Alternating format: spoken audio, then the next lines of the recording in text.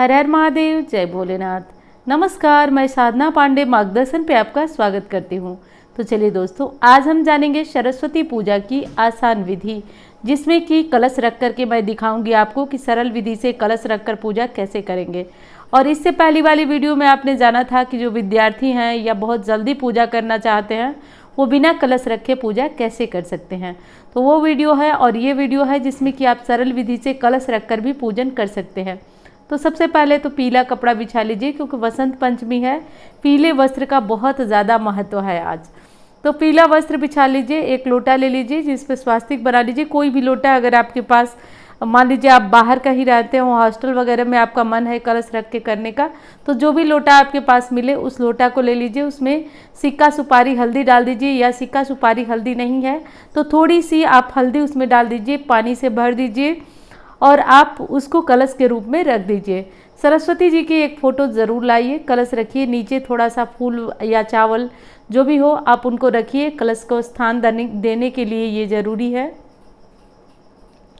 और अपनी जो किताब कापी हैं वो भी आज के दिन यहाँ रख लीजिए। किताब और कापियाँ जो हैं, जो भी कठिन सब्जेक्ट हो, आपको नहीं समझ में आता हो, उसे ज़रूर रखिए। ऐसा करने से कहा जाता है कि वाणी की देवी सरस्वती प्रसन्न होती हैं और अपने भक्तों पर बहुत ज़्यादा ममता और दया रखती हैं। वैसे तो देखिए, सरस्वती माँ की आवश्यकता सबको होती है, इसलिए अपने अपने घर में माता सरस्वती की पूजा ज़रूर आप लोग करिए। आप छोटे में करिए, बड़े में तो छोटे में कैसे करना चाहिए वो भी चैनल पे अपलोडेड है। और अगर विधिवत आप करना चाहते हैं तो कैसे कर सकते हैं वो भी अपलोड कर रही हूँ। तो सारी चीज़ें आप लोग ध्यान से देख लीजिए। अब दूसरी बात कहूँ आपको कि सरस्वती पूजा में माता सरस्वती की फ़ोटो, मूर्ति या प्रतिमा की पूजा ज़रूरी है करना, तो इसे ज़रूर खरीद के लाइए। अच्छा, ये भी दुविधा है कि 2 तारीख को मनाएं या 3 तारीख को मनाएं, कब मनाएं सरस्वती पूजा। तो देखिए दोस्तों, 2 और 3 दोनों ही दिन सरस्वती पूजा मनाई जाएगी। उदया तिथि के अनुसार देखा जाए तो 3 तारीख को सरस्वती पूजा वसंत पंचमी मनाना उत्तम रहेगा। वैसे 2 तारीख को भी, 2 फरवरी को भी आप मना सकते हैं, तो आपके ऊपर है। बाकी 3 फरवरी को भी पूरे दिन पंचमी है, तो आप पूरे दिन पंचमी होने के कारण और सूर्योदय की में तिथि मिलने के कारण भी वसंत पंचमी 3 तारीख को, 3 फरवरी को मना सकते हैं। तो ये चीज़ ध्यान रखिए आप, कहीं कोई दुविधा नहीं है। जो लोग 2 तारीख को मनाना चाहते हैं वो भी मना सकते हैं। अब हम लोग रखेंगे कलश। कलश में आम का पत्ता डाल दीजिए अगर है तो, और नहीं है तो अशोक का पत्ता डालिए। ऊपर कुछ अनाज भर के रख दीजिए और उसके ऊपर एक दीपक जला के रख दीजिए। इसमें नारियल वाला कलश नहीं रखा जाता है, तो दीपक जला के रख लीजिए, ये करिए आप। और दूसरी चीज़ है कि जो वसंत पंचमी की पूजा होती है, उस वसंत पंचमी की पूजा में पीले रंग के चावल बनाए जाते हैं। तो अगर संभव हो आप पीले रंग के चावल बना के चढ़ा सकें तो ठीक है, नहीं तो बाज़ार से पीले लड्डू भी चढ़ा सकते हैं। जो भी पीली मिठाइयाँ होती हैं वो आज प्रसाद के रूप में आप चढ़ा सकते हैं। ये सब व्यवस्था आप पहले से कर सकें तो बहुत अच्छा है। और किचन में, अगर किचन की साफ़ सफाई करके आप घर में कुछ पीली चीज़ बनाते हैं, जैसे लड्डू बना दें, पीले चावल बना लें, तो वो और भी उत्तम होता है। तो जैसा सामर्थ्य हो आपकी, जैसी सुविधा हो उसके अनुसार करें।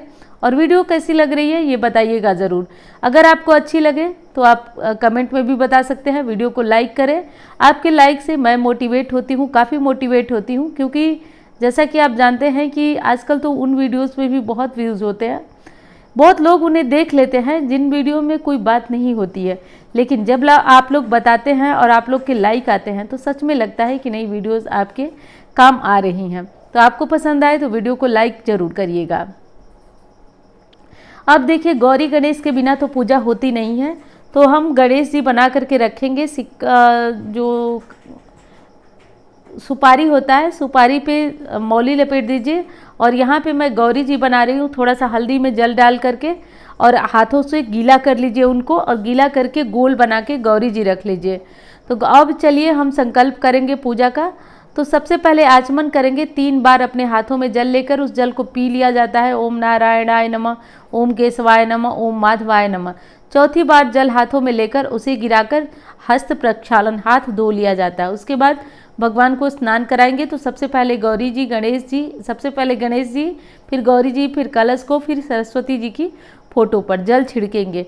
अगर चांदी की सरस्वती जी की फ़ोटो है तो आप उनको दूध, दही, घी, शक्कर, शहद से स्नान भी करा सकते हैं। अगर फ़ोटो में है तो ये सब चीज़ें आप छिड़क दें, केवल स्नान का भाव किया जाता है। इस तरीके से करके भी हो जाता है। उसके बाद हल्दी ज़रूर चढ़ाई जाती है।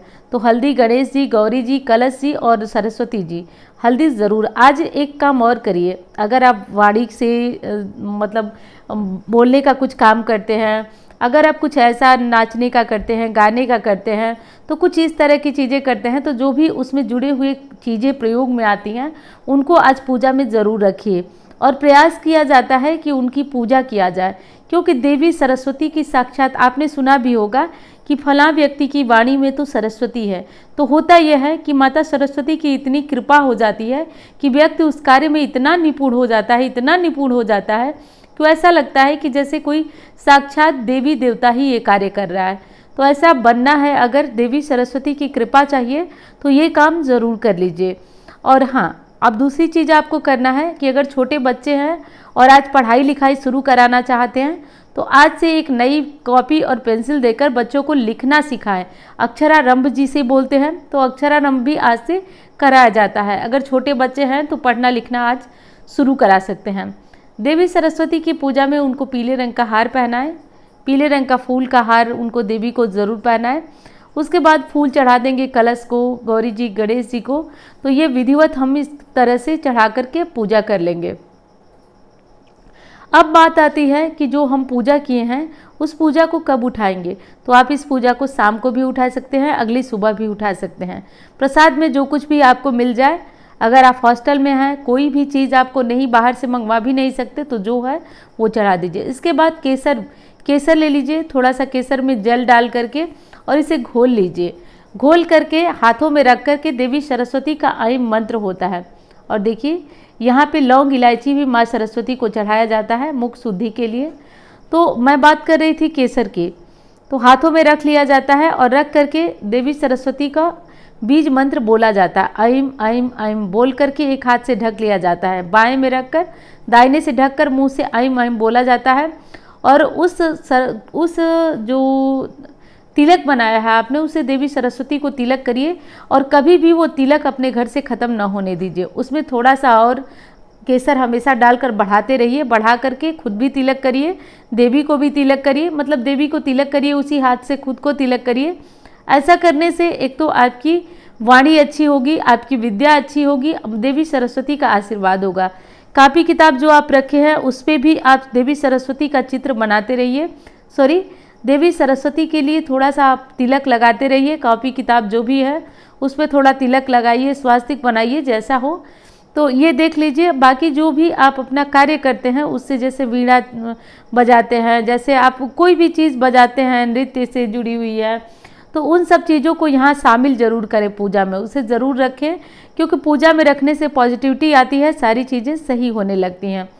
तो यही करना है आपको और इस तरीके से करके देवी सरस्वती की पूजा करना है। ये भी हमारा स्पष्ट हो गया कि 2 या 3 तारीख, किस तारीख में बसंत पंचमी मनाना है।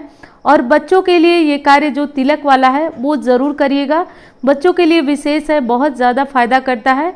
तो ये काम बच्चों के लिए कर लीजिएगा। अब उम्मीद करती हूँ कि ये जानकारी आपको पसंद आएगी। अब देवी सरस्वती की हम आरती कर लेंगे अंत में।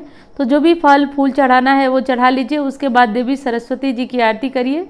अगर कोई आरती नहीं आती तो कर्पूर गौरम कर लीजिए। चलिए, मैं मिलती हूँ आपसे अन्य वीडियो में। धन्यवाद। एक और ज़रूरी सूचना देना है आप लोगों को, जैसे कि मैं आप लोगों को शुरू से ही बता देती हूँ कि कई हमारे बच्चे, जब मैं कुंडली देखती थी तो बहुत कमज़ोर थे। लोगों ने कहा कि इसका कुछ उपाय करिए, कुछ बताइए। तो जैसा कि मैं भी ट्राई करती रहती हूँ, गुरुदेव का दिया हुआ आशीर्वाद है, तो मैंने ट्राई किया, कई लोगों को खुद से बनाया और बना करके और गुप्त नवरात्रि में लोगों को दिव्य सरस्वती कवच दिया।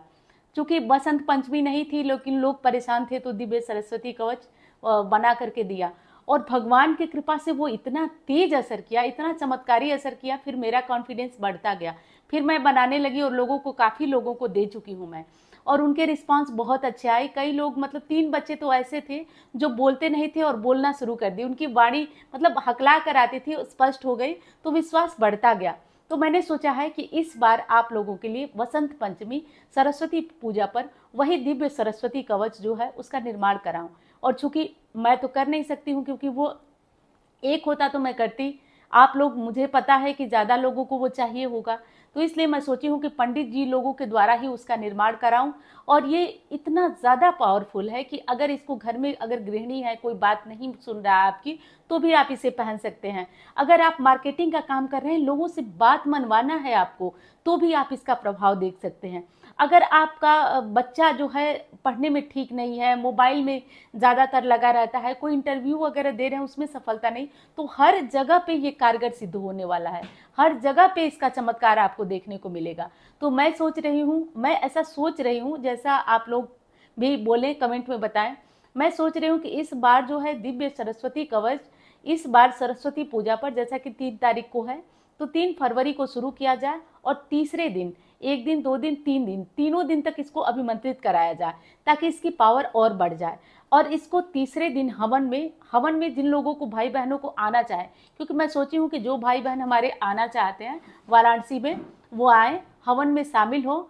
और लेकिन भेजने का प्रोसेस तो वही रहेगा कि जैसे जिसकी बुकिंग रहेगी वैसे ही उसको भेजा जाएगा। अब करना ये होगा कि आप लोगों को ऑफिस के नंबर पे अपना नाम, अपना गोत्र स्पष्ट नोट कराइए, और आप ऑफिस नंबर से जो भी उसकी सहयोग राशि लगेगी उसको जमा करिए, अपना नाम गोत्र उसको लिखवा दीजिए। ये दोनों चीज़ भूलना नहीं है। नाम गोत्र बच्चे का लेना है, बड़े का लेना है, जिसका लेना है, नाम गोत्र आप नोट कराइए, और नोट कराकर जैसे जिसकी बुकिंग होगी वैसे भेजा जाएगा। और मुझे ये बात कहना नहीं है, क्योंकि अब आप लोग बहुत ज़्यादा मुझे सपोर्ट करते हैं, बहुत ज़्यादा धैर्य बना के रखते हैं। मैं 1 महीने में भी भेजूँ तो आप लोग एकदम धैर्य से बने रहते हैं। तो ये बात कहना नहीं है, लेकिन कहना ज़रूरी हो जाता है, क्योंकि कुछ लोग नए भी जुड़ते हैं, तो इसलिए बताना ज़रूरी हो जाता है। तो सरस्वती कवच कितना पावरफुल है, इस बारे में तो अब आप लोग बताएंगे, क्योंकि मेरा अनुभव जब किसी चीज़ में बहुत ज़्यादा बढ़ जाता है तो मैं सोचती हूँ कि इसको लोगों तक दिया जाए, क्योंकि बच्चों के बोर्ड एग्जाम आ रहे हैं, बहुत तरह की चीज़ें आ रही हैं, तो इसमें ये बहुत ज़्यादा काम करेगा। और 3 दिन अभिमंत्रित होने के बाद, जैसे कि मैं करती थी, खुद से करती थी, तो मैं भी 3 दिन ही करती थी, लेकिन अकेला व्यक्ति उस तरीके से जप नहीं कर पाएगा। इसलिए मैंने सोचा है कि पंडित जी लोग, कई पंडित जी लोग रहेंगे, इसको अभिमंत्रित कराया जाए और इसको ज़्यादा मात्रा में और ज़्यादा मात्रा में जप करा दिया जाए, ताकि ये और पावरफुल हो जाए। और इसके बाद हवन होगा। हवन में आप लोग इन दोनों दिनों तो आप लोगों की आवश्यकता नहीं होगी, आप लोग आके भी कुछ नहीं, बैठे ही रहेंगे, लेकिन हवन में आप आएंगे तो आप शामिल भी हो जाएंगे पूजा में। तो हवन में आना चाहें तो वाराणसी में स्वागत है आपका, बिल्कुल आइए।